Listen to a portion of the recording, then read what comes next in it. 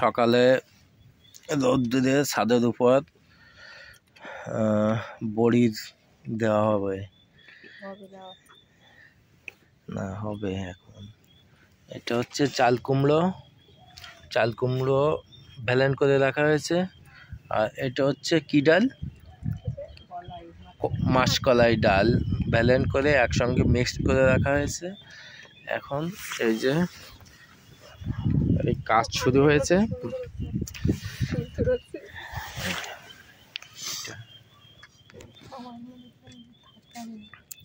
এটা বড়ির কাজ শুরু হয়েছে। এটা এই রোদ্দুরে শুকাতে হবে, 2-3 দিন শুকালে এটা কে সবজির সাথে খাওয়ার উপযোগী হবে রান্না করে।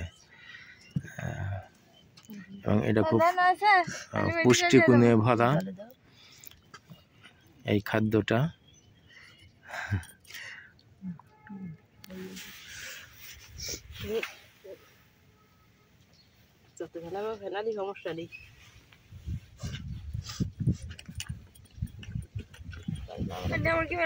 ওখানে দেওয়ার আগে মিক্সড করা হচ্ছে ভালো করে। আমাকে বৌদি মিক্সড করতেছে।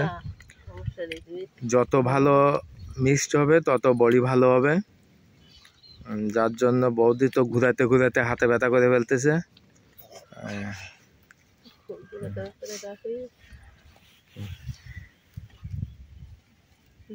বড় বড় দিলি তো ইয়ে হয়ে যাবে।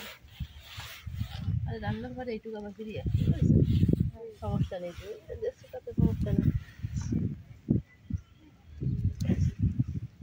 কিভাবে দিতে হয় সেটা একটু দেখাই। দেখানো লাগবে না, মাটি যা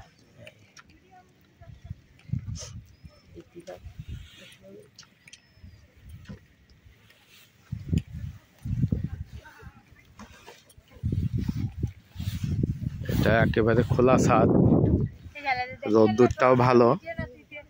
খোলা ছাদের উপরই দেওয়া হচ্ছে যাতে রোদ্দুরটা ভালো লাগে।